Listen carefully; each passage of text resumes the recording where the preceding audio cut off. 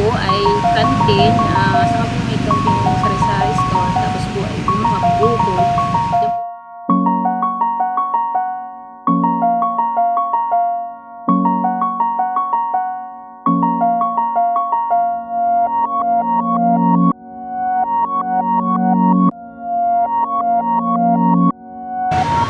Yung ako po ay makalog ng test kaya nitong ako na ngayon. At talaga pong malaki pong pagbabago yun nga po na napakalaking bagay po yung ikay nakakatulog sa dating ng ayos na yung mga anak mo pag nahingi ng may project, may nasusuportahan mo sila.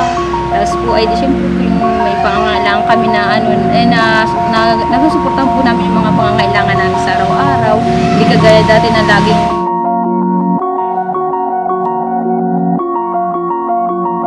nakakapagod din po na kami parang lahat ang ginagawa namin para kami na gusto ng mga anak ko na ngayon, hindi ko maibilis. Papasok sa school ay kung ano lang, gusto mga kuya, absent na dati. Ay di ngayon po yun, tapos po makaluan.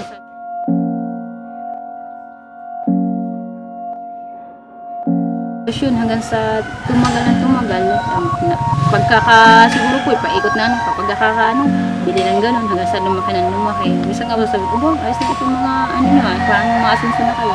Ay sasabi naman po namin dahil sa utang, kaya kami nagkakaganyan.